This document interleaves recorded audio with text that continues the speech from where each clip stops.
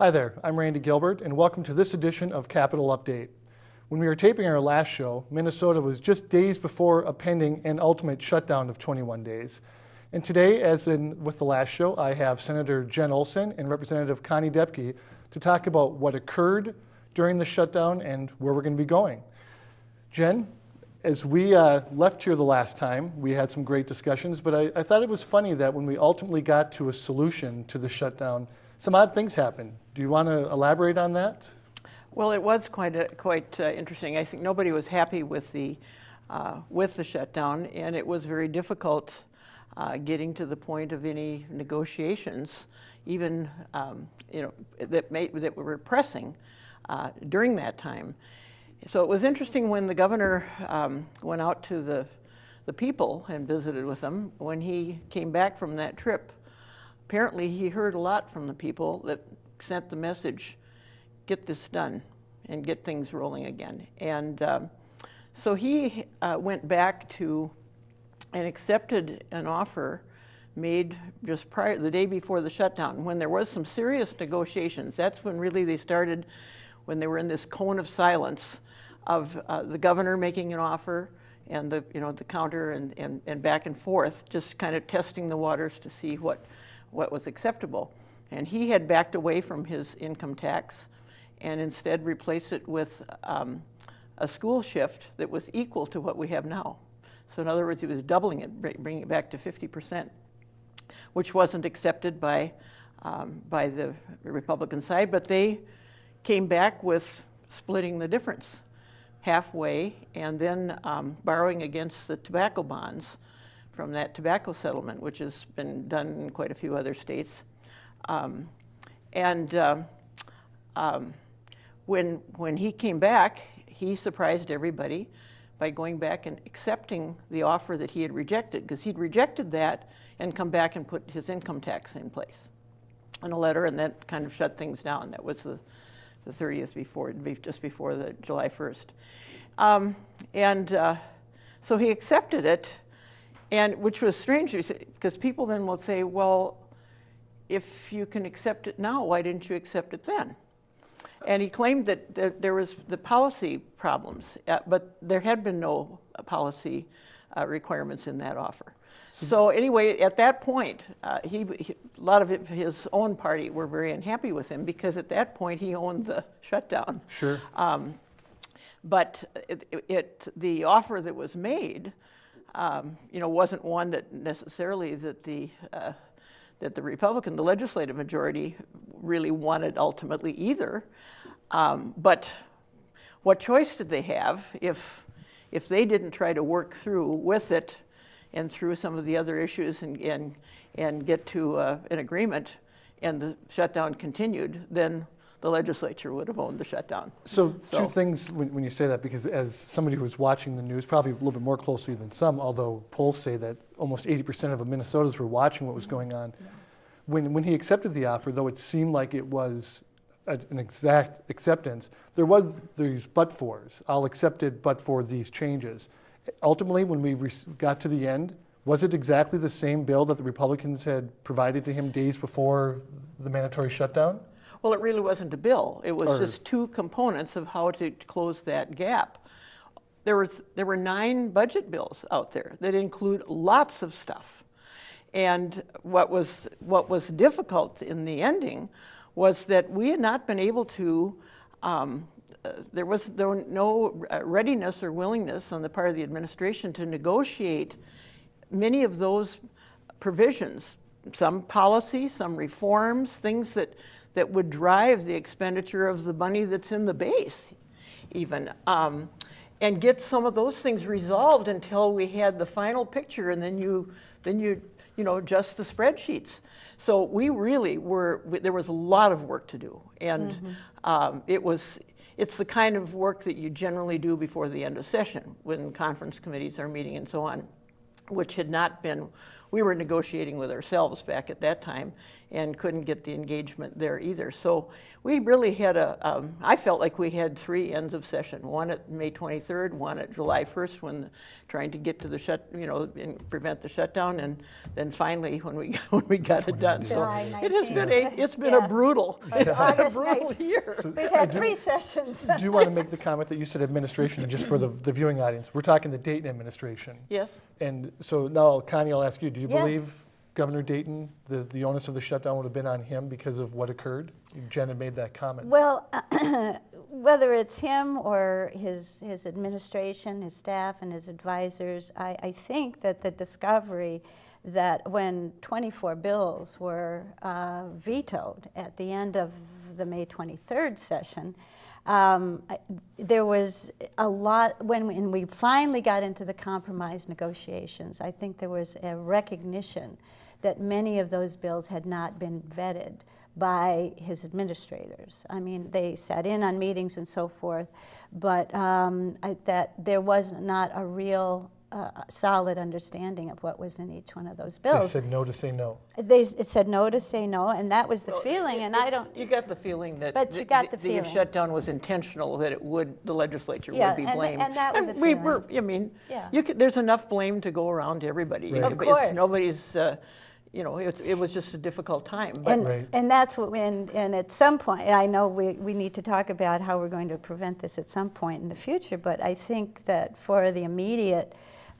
issue, that was part of the issue, is that those bills had been all vetted out and there were things in there, and they realized that there was a lot of good stuff in there that he ended up keeping, which is wonderful. It wasn't that we didn't compromise in some of them, and I can talk a little bit about it, particularly in government reform. We had a provision in there, it was called the 15 by 15, which was to reduce government by 15% by 2015.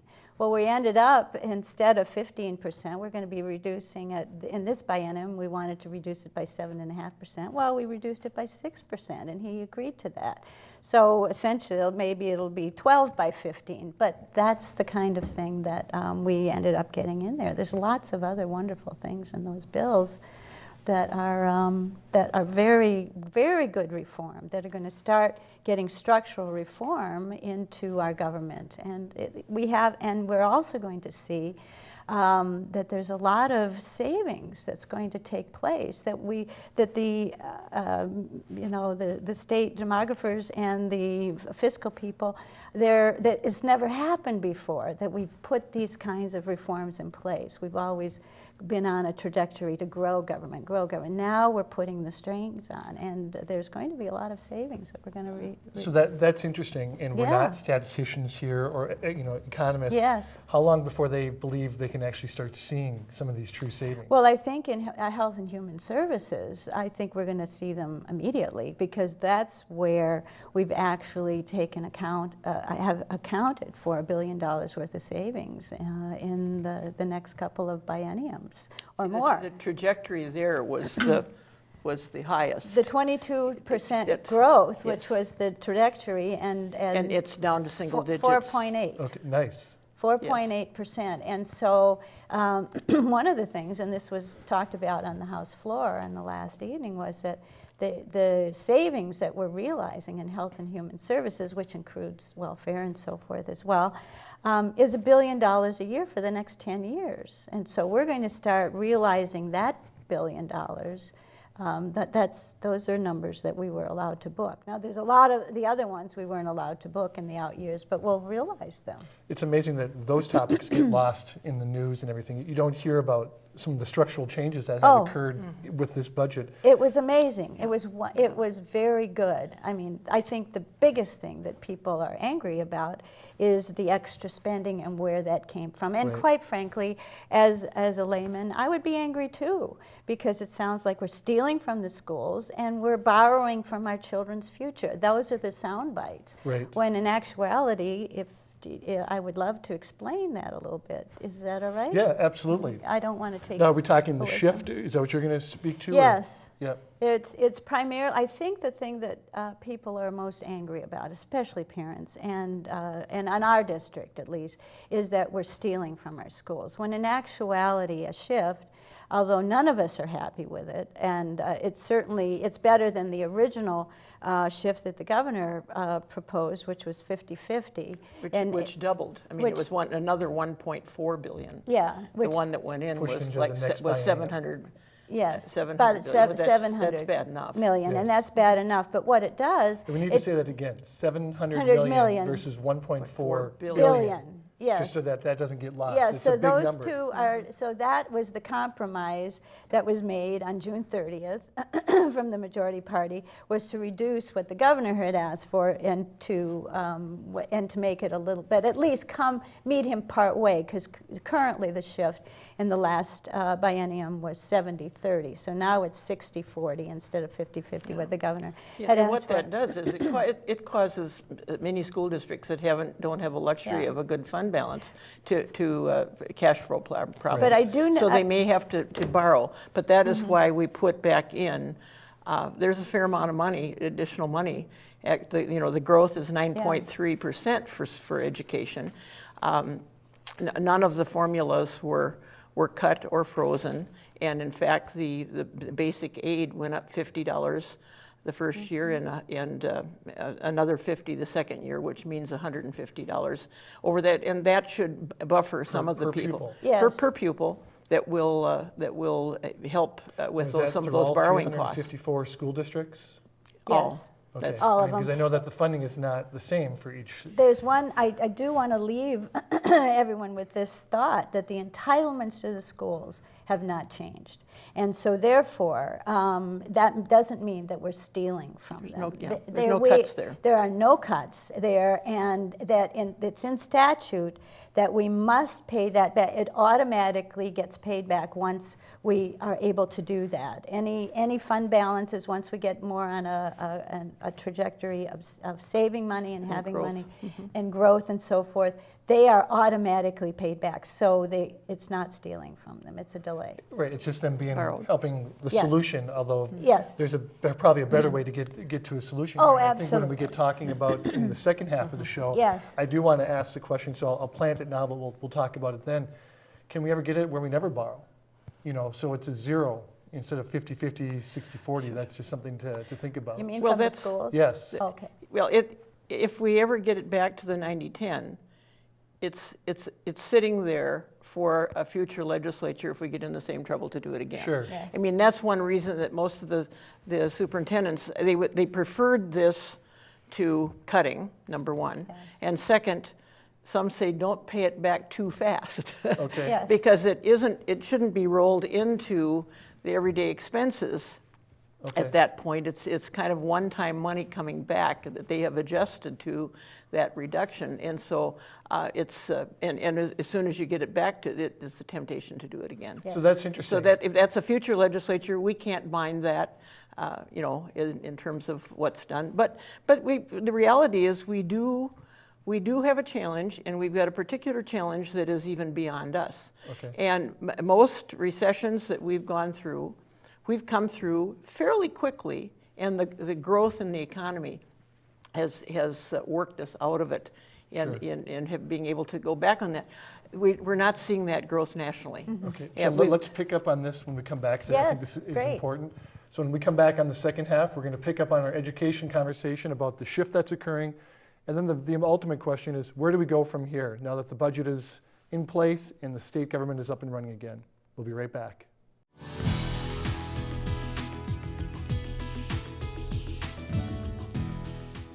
We interrupt this program to bring you this important message. The Lake Minnetonka Communications Commission, located in Spring Park, Minnesota, offers free television production classes. You heard it right. Free, free, free. Our friendly and knowledgeable staff will help bring your idea to the big screen. Why, thank you. We are very friendly and knowledgeable. From studio lighting and nonlinear editing to on-location shooting, we'll guide you down the path you need to succeed. Hurry in, folks. An opportunity this good won't last forever.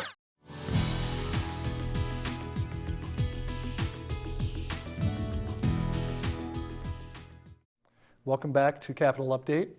we're going to pick up where we left off and speak about the education issues in Minnesota. And Jen, I'm going to turn to you right away with a question, and then I know you want to speak about education. The deal is done.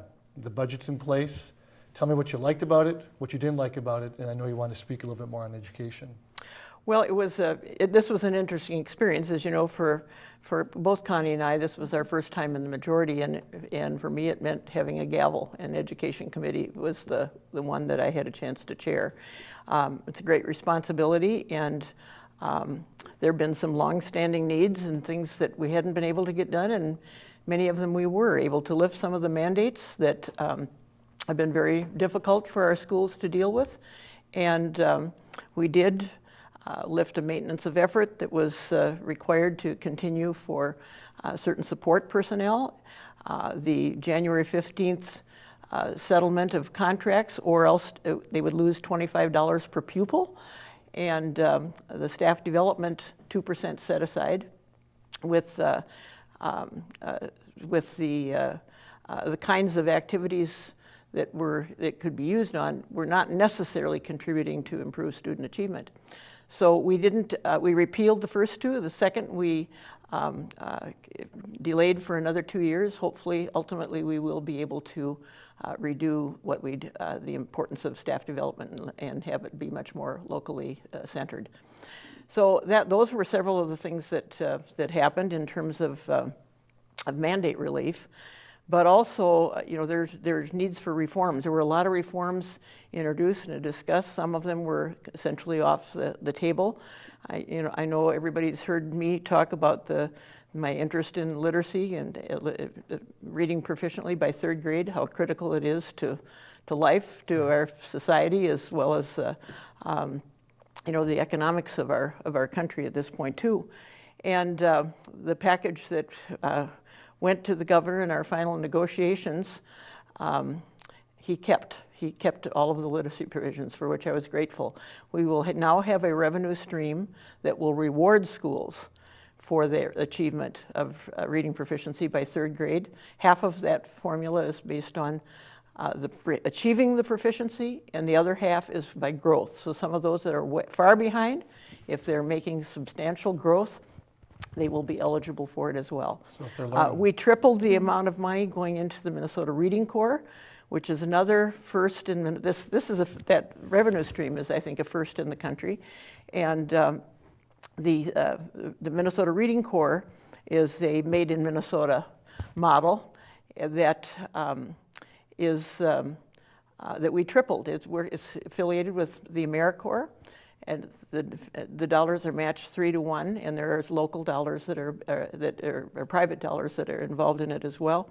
And it's proven very, very successful in very explicit training to help these kids over the last step of the hurdle into proficiency. Nice. And so that was a plus getting more into the local literacy plans that the schools like the directions that we've given them, and so all of that was a part of it. We did hammer out the beginnings of a teacher evaluation system. There will be more done with that. And one of the contentious areas in terms of aid of the integration revenue was sunsetted actually after this biennium. And there will be a group meeting this next year to determine how best to use that revenue. And because it was very unclear goals or plans. It was just money that went out there to some districts in fairly large pots to a few. And frankly, it was building some resentment across the state, and that we don't need that. Sure. We need to recognize the value and importance of the diversity that we have and keep going, but we hope we can come up with something better. So this work will be done in the coming year? This coming year. You'll start the work, because there's no guarantee. There are other reforms that were on the table that I think may be revisited.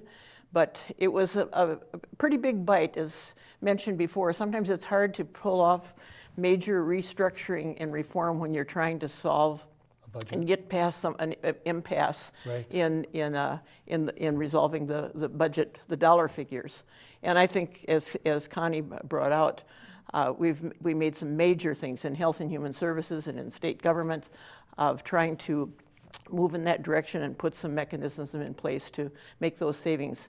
We also need some of that innovation within our schools or outside of them, if it will come, because we are on a fiscal path and structure within our current education structure that, if you look at it, is not sustainable. So let's come back to that, because that could be a huge topic. But what I am hearing you say is that, well, maybe the number wasn't the best thing in the world of the budget. You like the shifts in fundamental changes. I had to carry that shift. That was not popular. Okay, so good. Connie, you had mentioned some other things, and it kind of goes in line with what I mentioned about where do we go from here. And you had some thoughts on this about, you know, elections willing, and you're a representative again in a year from now. You want to speak to that? I do, and I talked a little bit about it earlier in the program too, that I think that the kind of communication that took place between the governor and the legislature during the leading up to the shutdown, and that, but particularly when everyone got serious about sitting at the table, we had a deal. We sat at the table now and went over the bills. And actually, in the end, when the governor made those decisions, we received so many of the reforms that we really wanted. And that was the kind of rhetoric right after the veto was, we don't want any of the policy stuff. But when you take a look at the policy things that we got, particularly in state government, and the reductions that we did, I mean, there's a system for looking at fraud in the healthcare. We've changed that around, and in the welfare program, we had some major things. We've got some of the other things that we did is that. And I talked about trimming the workforce, but by reducing state government salaries by 5%, that includes all the legislature as well. You know, the legislature hasn't had an increase in 13 years, but they're getting their salaries reduced. It's only the way to go. And so what I learned from that and all of the good things that came out of it was that, you know, we need to really learn the fine art of compromise. It's not just... Not just the GOP, we being oh, no. all the players at the all the table. players have to, and that's a good point. And I don't think it's just in government. I think that's in the private sector as well. I don't think as a society we really understand that compromise is also has to include things that you don't like. And I think that it was interesting. We have Representative Creasel, when he's a brand new legislator in the House, and he was asked his first question by the press when he was put in front of the press was, "Do you know how to compromise?" And he looked at the reporter right in the eye, and he said, "I'm married," he says, "and I'm happily married, and I wouldn't stay happily married unless I'd be sleeping on the couch every night if I didn't learn how to compromise." And I think that that's really, as we go forward, that's really what we have to do. We have to really develop those relationships with people on the other side of the aisle, and to really work together and understand that a true compromise, nobody comes out with everything they want. You know, the one issue that I see, I mean, I think it's right. I mean, compromise is a part of everyday life, but in order for the public to be aware that compromise is even happening, one, they have to be listening to everything, and two, it has to be reported about what you asked for and what you actually obtained. Yes. That information never gets out there, so it can be twisted as it was, and we have a liberal-leaning newscast here, and it was that we didn't compromise. We, being the GOP, and you, the Senate, and the representatives, didn't compromise enough to get this done. I was shocked after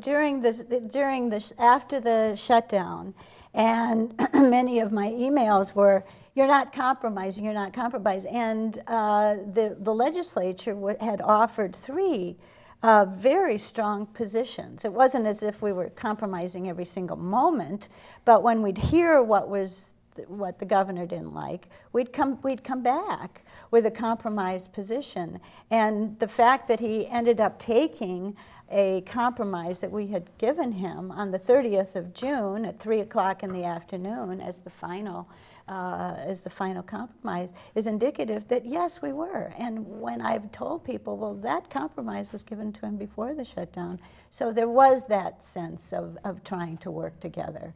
I think those, and that's on the, the two there are key philosophical differences on what's in the best interest of the state Yes, yes, in trying to yes. get the economy moving, and that's very hard to deal with when you've got very strong principles on either side. It's hard to find the common ground in that, but all through we did not have, we had new people. We have new people, new people in the leadership in both House and Senate, and a lot of new members in the legislature, but a new person in the governorship, and with new staff all around and new commissioners. Right. And it takes a while to learn even the process of negotiation. And there wasn't the negotiating or the interplay early and on, so that many times when we were dealing with bills, we were trying to second guess what might be accommodating to the governor. So, I mean, we were negotiating with ourselves to try to do what might be acceptable to him. And that was, that was a moving target. And so it was a very difficult process to get to that, because there's lots of things, not just, whether you're gonna increase taxes or whether you're gonna cut spending here or there. That's where all the attention was, and that, of course, is critical. But there's far more to it, because every policy that we set goes into the statutes and drives the regulations and the rules and the employees and the growth of government. And so we've got to start looking at, do we need everything that we've got in here? When people were having to run and couldn't continue their business because they had to have an annual license for, people were going to lose their beer. I mean, why do we have a regulation that if they're in basic compliance, that they can't just continue without going through the Mickey Mouse of paperwork? And not only that, they'd paid for it, but they'd paid too much, and it got sent back, and so then they missed the time schedule. I mean, these are things that we've got to deal with. I think it's important. I just want to say the Bush Foundation had a survey they did on August 9th, and it just was released yesterday or today. And Jen, 83% of the people agree with what you just stated, that making government services more efficient and kind of getting them out of the way. So I just want to make that point, that your statement is what the majority of Minnesotans that were polled are saying. Yeah, and I think that that's absolutely true. That's why I wanted to tell people that we did get some real good reform in there, and I think it's right on track. And the thing is that the other good news is we're starting to work now to think about what are we going to do, in the next session. What kinds of things are we going to do? And reaching out with key people and to work with them. And that's really what it takes, is to start talking now. Well, we haven't had a summer. Fall is coming. Yep. But we'll be busy. That's correct. Well, I look forward to hearing on the next taping of Capital Update on where we're moving from here. We didn't get into it as much right now, but I think let this settle in, start seeing what's happening. Representative, Senator, thank you both for coming again today. It's always my pleasure to have these 30-minute conversations with you about what's happening on the Hill. Thank you, It's Randy. our pleasure. And thank you, Randy, for doing this. Thanks for joining us today. Remember, if you want to learn what's happening in St. Paul, tune in to the Capital Update. Thanks for joining us. My name is Randy Gilbert. See you next time.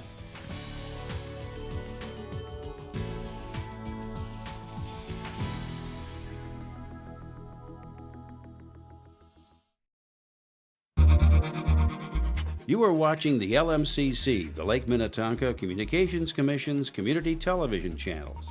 The LMCC is starting negotiations with our cable television service provider, Mediacom, regarding renewal terms for the existing 15-year cable television franchise for our area. We are interested in hearing your comments regarding Mediacom's current service and possible future service suggestions. You may communicate with us via our email address, franchise@lmcc-tv.org, via postal mail to Franchise Renewal, Lake Minnetonka Communications Commission, P.O. Box 385, Spring Park, Minnesota, 55384-0385. Or you may call and leave us a voicemail message. at 952-279-2404.